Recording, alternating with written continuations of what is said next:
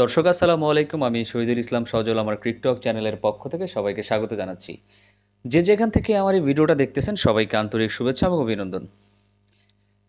কথা বলতে চাই বাংলাদেশের সবচাইতে পপুলার ব্যাটসম্যান, বাংলাদেশের সবচাইতে কোঠাদারি ব্যাটসম্যান, বাংলাদেশের সবচাইতে চিপা চাপা গলি দিয়ে বেঁচে যাওয়া এমন একজন ব্যাটসম্যানের কথা বলতে চাই, যাকে হয়তো বা আপনারা সবাই চিনেন। সবার চেনারই কথা, সে হচ্ছে বাংলাদেশের ক্রিকেটের শট, মানে ক্রিকেটের মোনালিসা, যে নাকি এত সুন্দর করে শট খেলতে পারে। সে হচ্ছেন আমাদের one and only Liton Kumar Das. Liton Kumar দাসের বাংলাদেশে যে ফ্যান ফলোয়ার্সের অভাব নাই, এমনকি সেটা যে বিসিবিতেও অভাব নাই, সেটা লিটন কুমার দাসের এত ধরনের বাজে পারফরমেন্সের পরেও বারবার লিটন কুমার দাসের সাথে যে ধরনের কার্যকলাপ করা হয় সেটাই তার প্রমাণ। যেমনটা হচ্ছে গিয়ে একজন ব্যাটসম্যান লিটন কুমার দাস, এই যে ওয়েস্ট ইন্ডিজ সিরিজ গেল দর্শক, 3টা ওয়ানডে খেলছে, 3টা ওয়ানডেতে লিটন কুমার দাসের এভারেজ হচ্ছে 2। প্রথম ম্যাচে করেছিলেন 2 রান, দ্বিতীয় ম্যাচে 4 রান, শেষের ম্যাচটাতে 0 করছে। তো যাই হোক, এই শুধু ওয়েস্ট ইন্ডিজ সিরিজের কথা বাদ দেন, বিগত আরও যদি 4-5টা ম্যাচ আপনি টেনে নিয়ে আসেন, যেমন ধরেন যে লাস্ট যে 2টা ওয়ানডে খেলেছিল শ্রীলঙ্কার এগেনস্টে, 0-0 করছেন। এই 2টা ওয়ানডেতে শ্রীলঙ্কার এগেনস্টে 0-0, তার আগে নিউজিল্যান্ডের এগেনস্টে 1। তাহলে চিন্তা করেন দর্শক, একজন জাতীয় দলের প্রপার ব্যাটসম্যানের কোটায় যে প্লেয়ারটা খেলেন, প্রপার ব্যাটসম্যান, যদি সে অলরাউন্ডার হতো মানানো যেত যে ভাই একদিক দা পোষায় দিছে, বাট সে তো একজন প্রপার ব্যাটসম্যান, একজন ব্যাটসম্যানের কোঠায় খেলতেছে, যার লাস্ট 6 ইনিংসের স্কোর 1-0-0-2-4-0। তো এখন আমার কথা হচ্ছে, এরকম একজন ব্যাটসম্যান যার স্কোর কিনা এরকম একটা আপ ডাউন লেভেলে আছে, তো তাকে কি করে বিসিবি এত বেশি সুযোগ দিচ্ছে, এত বেশি ক্যারি করতেছে, সেটা আমি বুঝতেছি না।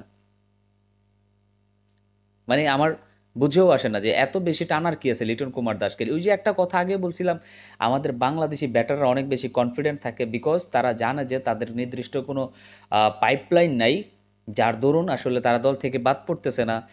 6-7টা ইনিংস পরে, 8-10টা ইনিংস পরে একটা 30-40 ইনিংসের রান করে দিলেই আসলে তারা দলে টিকে যেতে পারে, এরকম একটা কনফিডেন্ট তাদের ভিতরে সবসময় বিল্ড আপ থাকে। দ্যাটস ওয়াই তারা দল থেকে কখনো বাদ পড়ে না। তো যাই হোক দর্শক, ওয়ানডে দল থেকে বাদ দেওয়া তো দূরের কথা, অন্যদিকে লিটন কুমার দাসকে টি-20 অধিনায়ক করে ওয়েস্ট ইন্ডিজের এগেনস্টে তাকে অধিনায়ক বানায় দেওয়া হয়েছে।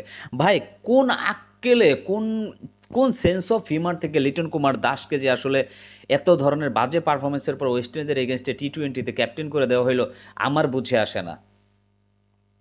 যেখানটায় একজন প্লেয়ার জাতীয় দলের কোনো ফর্মেটেই এখন বর্তমানে ফর্মে নাই, যে কিনা আসলে এত বাজে একটা পারফরমেন্স দেখাচ্ছে, সেইখানে একজন প্লেয়ারকে এত ক্যারি করার তো কোনো দরকার নাই ভাই।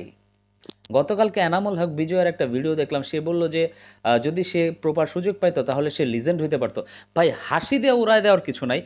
Obviously he could have been A legend for Bangladesh team, যদি সে ওই ধরনের সুযোগটা পাইতো, যে সুযোগটা দিনের পর দিন লিটন কুমার দাস, নাজমুল হাসান শান্ত এরা পেয়ে আসছে, পেয়ে যাচ্ছে। তো ইনজাস্টিস হয়েছে হচ্ছে ওই যে এনামুল হক বিজয়, ইমরুল কায়েস এদের মতো প্লেয়ারদের সাথে।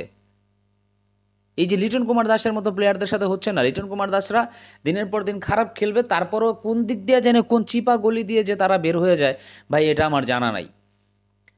এটা আমার জানা নাই। যতদিন পর্যন্ত প্লেয়ারদের উপরে প্রেশারাইজড না করা হবে, তারা যদি নাই বুঝতে পারে যে there are lot of players behind me, যারা আমার একটা খারাপ ম্যাচ খেলার আশায় বসে আছে, যাতে আমি খারাপ খেলে তারা দলে ঢুকতে পারে, এই ভয়টা একজন প্লেয়ারের মধ্যে ভাই যতদিন না থাকবে, আমি ডেফিনেটলি হাতে কলমে, খাতা কলমে লিখে দিতে পারি, there will be no development for Bangladesh team, for Bangali জাতি।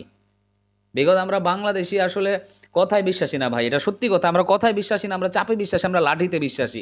আপনি চাপ প্রয়োগ করবেন, যে কোনো প্লেয়ার ভালো খেলবে, যে কোনো জায়গায়, যে কোনো ফরম্যাটে, ওয়ানডে হোক, টি-20 হোক, টেস্ট হোক। বিসিবির পথ চেঞ্জ হয়েছে, বিসিবির সভাপতি চেঞ্জ হয়েছে, বিসিবিতে নতুনত্ব আসছে ঠিকই, কিন্তু decision making is very very weak.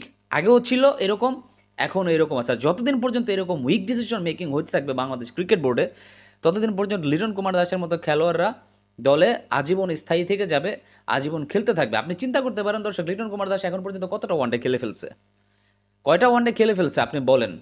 Last 10টা 11টা 12টা ওয়ানডে ইনিংসে লিটন কুমার দাসের একটা 50 ইনিংস নাই। আর লাস্ট 6 ইনিংসের মধ্যে 3টাতে সে ডাক, আর কোনোটাতে ডাবল রানের ফিগার সে করতেই পারে না। তো একটা ব্যাটসম্যানের ফর্ম এত খারাপ কেমনে করে হয় ভাই? দর্শক, তারপরও আপনারা ভালো বলতে পারবেন, আপনাদের কি মনে হয় যে লিটন কুমার দাস কোন মার প্যাচে বারবার বেঁচে যাচ্ছেন? কোন মার প্যাচে বিসিবির প্রেসিডেন্টরা, বিসিবির নির্বাচকরা, বিসিবির ম্যানেজমেন্টের লোকজন কারা কেন লিটন কুমার দাসকে এতটা টেনে টেনে নিয়ে যাচ্ছেন, সেটা যদি আপনাদের জানা থাকে তাহলে অবশ্যই আমার এই ভিডিওর কমেন্ট সেকশনে কমেন্টস করে জানাই দিবেন। সবাই ভালো থাকবেন, সুস্থ থাকবেন। সালামু আলাইকুম।